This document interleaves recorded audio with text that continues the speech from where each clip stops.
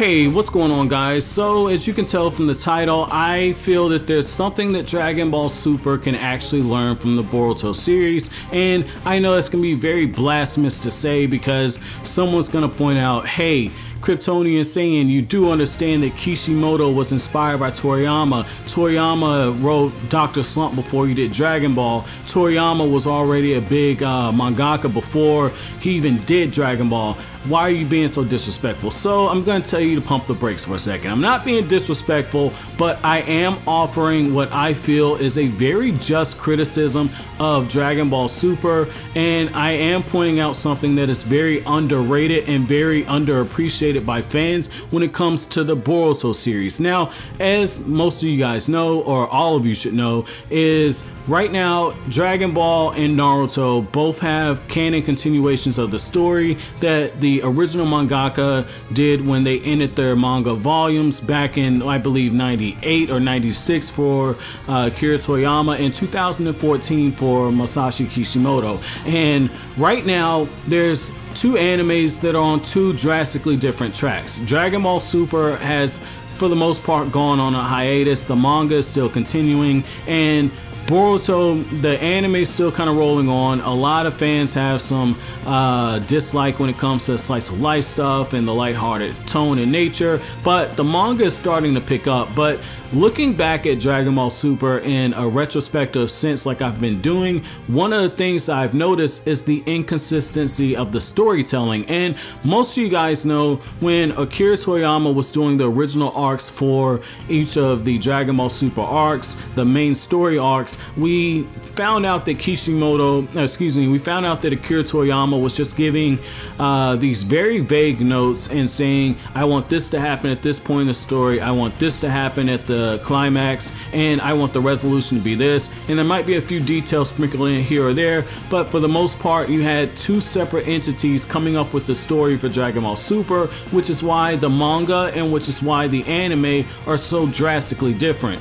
In the anime you saw a lot more fan service, and it's because each of the different writers who were taking over a few arcs for the Dragon Ball series and handling each of the different episodes, one director could say, I envision the fight going this way, the other director could say they envision the fight going another way, and so you had very inconsistent power scaling because you had a bunch of different people with their hands in the pot. Now, on the other side of things, when you look at Boruto, one thing that is very clear, yes, Kishimoto on some level is playing a role similar to Akira Toriyama, but he's a lot more involved. He's the editor for the manga, and when it comes to the anime, he's actually stepped in. I've done videos on this. He's actually stepped in and restructured episodes, and it's something that Kishimoto's done on more than one occasion. When Naruto the Last was being written by a bunch of romance writers, Kishimoto was stepping in and demanding revisions and making changes to the plot as he saw fit. So Kishimoto is a very hands-on person, but that's not what I'm going to be kind of focusing on here or making the true crux for this argument. But what I'm going to point out is the fact that when you look at the Boruto series and just look at everything that's come out over the course from 2015 to currently in 2018, we've had consistent storytelling. All of the light novels that continued the Naruto series, all of the OVAs, all of the movies, and now the anime and the manga and the Boruto novels, everything is lining up. When you look at the timeline, Shueisha even released a canon timeline for the Boruto series. And what I found very interesting is the fact that when you look at things, the way that the pecking order goes is Kishimoto is at the very top as the supervisor and editor, but the one overseeing the story group is Kodachi. You have one person responsible for the anime and manga story. You have one person who is responsible for all of the novels that are coming out, any movies that get done in the future, any OVAs, everything runs through Kodachi, and anything he does has to be approved by Kishimoto. But on the flip side, when you look at Dragon Ball, Dragon Ball does not have that. Toei Animation just recently, a few months ago, came out with the announcement that they're gonna have their Dragon Ball rooms. Shueisha has one, and even in that, you have a bunch of different writers who are coming up with different ideas and they're coming up with different spin-offs. But when it comes to the canon continuity, and I know some people don't like using the word canon, but I'm gonna use it for the sake of this video.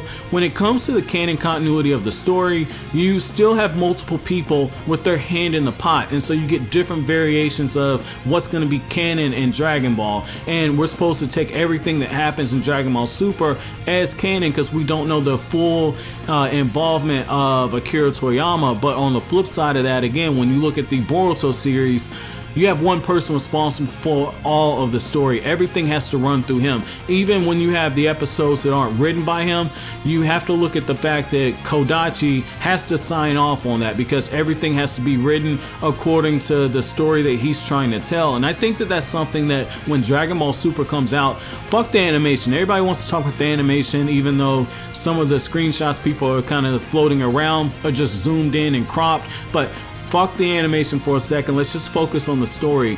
I love Dragon Ball. I mean, Dragon Ball for me it wasn't a gateway anime because I got in through other stuff, but I'm one of the Toonami babies. I remember coming home and watching Dragon Ball when it was airing on Toonami, back when it was airing at the 4:30 block for me because I was living in the Central Time Zone at the time. And so I remember all of this, right?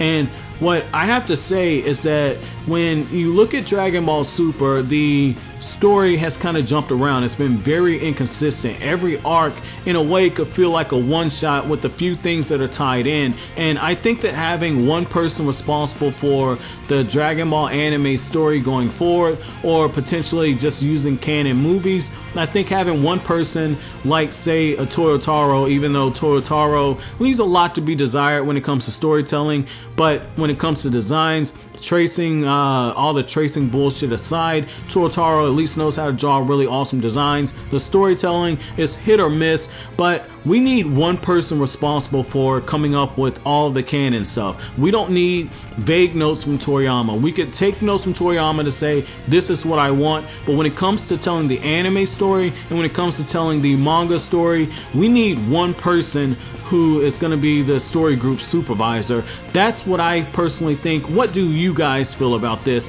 But as always, guys, if you like anything I had to say, don't forget to comment, rate, subscribe, share. Thank you so much for watching the video, guys. Have an awesome day.